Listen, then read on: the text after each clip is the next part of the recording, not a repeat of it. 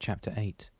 After Dante had dropped Malou off in front of the hospital's main entrance, he left to run some errands for Raphael. He told her that he would be back before 9:30, the time at which Dan was to be transferred to the clinic. The hospital ward seemed to be busier than she'd ever seen it when Malou arrived a little before 7 a.m. that morning. Natalie Pina, the other nurse who had seen the little man with the goatee the previous day, was on duty that morning. "Oh, hello, Mrs. Politano, you're here early," Natalie said, visibly surprised to see Malou come down the corridor. "Yes, Nurse Pina, I am. I've asked yesterday to give my husband his sponge bath every morning, so here I am," Malou told her. "Oh yes, that's right. I remember seeing the note on Mr. Politano's chart." Natalie turned towards the nurse's station. "Why don't you come with me and I'll fit you with a gown and gloves and show you where you can get the basin and sponge and body wash, okay?" "Sure," Malou nodded, following Natalie toward the supply room. While she was tying the gown at Malou's back, Natalie said, "Just one thing though, you'll need to make sure your husband's chest is well washed and dry, and I'll give you some lotion to apply after you dry him off." "Lotion?" Malou questioned. "That sounds very nice, but do you do that every time?" "No, actually, we don't. But since we're going to bandage his torso for transport to the clinic, Dr. Sanders ordered that we apply a soothing lotion to the skin before we strap the rib cage with a stretch bandage. It moisturizes the skin and prevents itchy or skin rash." "I see," Malou said, already concerned. She would have to take the Dreamcatcher webbing off not only to wash Dan's chest, but to allow the nurse to wrap the stretch bandage around his torso. He'll be vulnerable for however long that would take, she thought. And then, how am I going to put the Dreamcatcher back against his skin? "All set," Natalie said, handling Malou the basin, sponge, body wash and cream. "When you're ready, you can go to the lavatory a couple of doors down from your husband's room to get some warm water in the basin, okay?" "Okay, I think I've got everything." Malou looked down at the things in her hands. "Oh, but what about a towel?" "It's already at the foot of the bed, Mrs. Politano. The nurse's aide put the linen in each room when they make their first rounds." "Oh, good. Then I think I'm all set," Malou said, smiling up at Natalie. A few minutes later, Malou was standing over Dan's bed, and before she began washing him, she reached under her gown with some difficulty and touched her amulet. Then, kissing his forehead, she said, "Good morning, sweetheart. This is your big day." She straightened up and went on, "You'll have to be strong, you know, for a little while, because I'll have to remove your Dreamcatcher from your chest until the nurse wraps a stretch bandage around your ribcage before your trip to the clinic.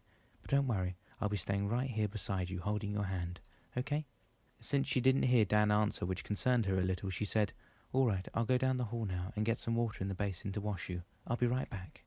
As soon as Dante and Malou were gone and the kids were off to school, Heath went to the garage and walked round Dan's car before getting behind the wheel.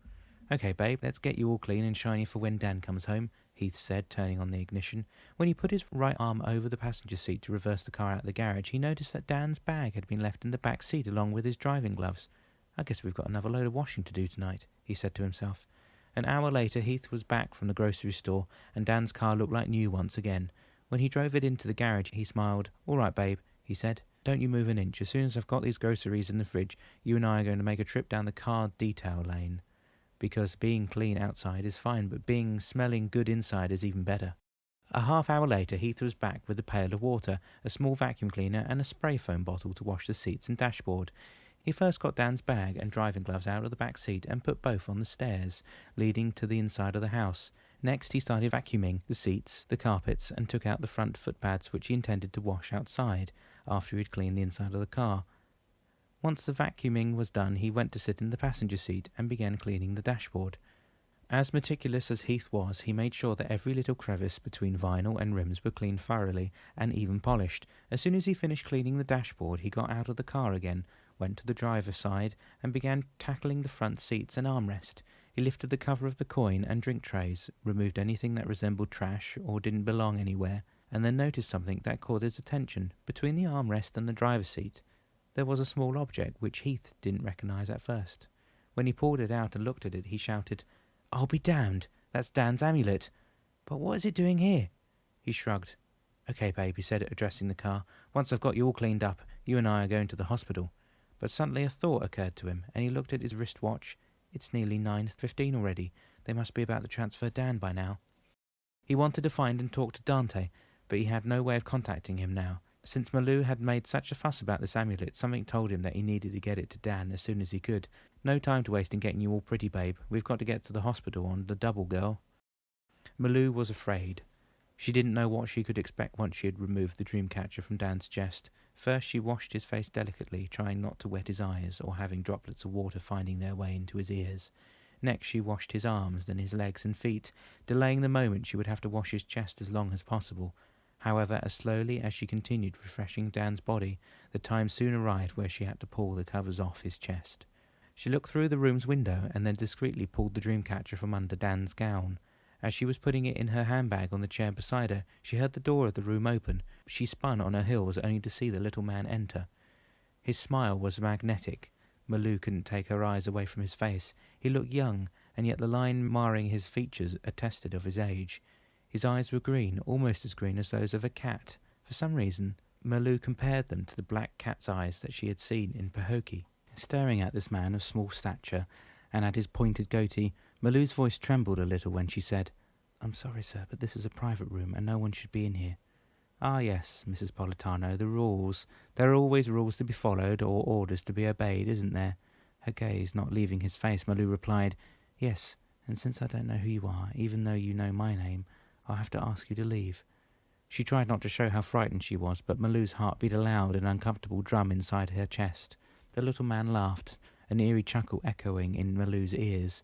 "What's in a name," as Shakespeare rightfully said, but since it is only proper that we would be introduced, mine is Damianos, Cyril Damianos. And may I ask you what you're doing here? "Oh, you may ask, Malou Politano, but as far as getting a response to that question, I think I should let you delve into the matter a little longer." He took his felt hat off to reveal an odd patch of white adorning the front of his black hair. Malou gasped and put her hand to her mouth. This was not a man, it was that cat sitting on the windowsill. But what could he possibly want with Dan? "Ah, yes, I see you've recognized me. All the better for what I have to tell you is simple, Mrs. Politano, but quite important. Sometime soon, I suspect, when you're not watching, when you're not here to look after Dan, I will make sure that no one comes close to him, for I care about your husband as much as you do. So you do not have to worry about his dreamcatcher while you're not with him. I'll be here. And as you must have noticed, I'm very patient and quite discreet." "I don't think I want you to do that, Mr. Damianos. I would rather see you leave my husband alone. He has seen enough misery in the past 2 days to last him a lifetime." "Are you implying that I would bring misery to your husband, Mrs. Politano? I can assure you that it is not my intention in the least. I only want what is best for him." "Are you going to help us return to Pahokee, then?" Malou ventured, thinking that if this strange little fellow is indeed the cat, maybe the old Indian sent him to get them back to 2013. When Dante neared the library, where he wanted to return the 2 books he had borrowed the week before, suddenly his car swerved and began hopping like a 3-legged dog. "Damn you, old piece of junk! Why do you have to do this to me now?" As soon as he got out of the car, he looked down at his rear left-hand tire. It was flat. Swearing under his breath, Dante opened the trunk, took out the spare and jack, and settled down to the task of changing the tire. Grumbling some more, he looked up at the clock on the facade of a nearby shop and noticed the time. "Good God," he said. "At this rate, I'll never get back to the hospital before 9:30. At a loss to know what else to do, and short of calling a nurse to oust the Damianos fellow from the room, Malou turned to the basin on the night table, rinsed a sponge, and then returned her attention to Dan. Before she raised his gown to wash his chest, she shot a quick glance in the direction of the door where the cat had been standing a moment ago. The little man wasn't there. In a jerk, she stepped to the window to see if he was in the corridor, but saw nothing else than the va-et-vient of the nurses and doctors going about their morning duties. Touching her amulet through her gown, she returned to the bed, and in a soft voice she asked Dan, "Sweetheart, did you sense a little man was here?" "Damianos," was her husband's one-word answer. "Oh God, honey, I hope he's going to help us go back to Pahokee." "No, he will not," was Dan's almost inaudible reply. At her wit's end once again, and after washing Dan's torso and applying the lotion over his chest, Malou took Dan's dreamcatcher webbing out of her purse and placed it once again under his gown. When she had covered him, she took the basin, sponge, and lotion back to the supply room, took off her gown and gloves, and placed them in the laundry bin and trash can. Truth be told, Malou was devastated. Dan had told her that Damianos was not here to help them, and she instantly assumed that he would do the opposite, preventing them from returning to Pahokee in 2013.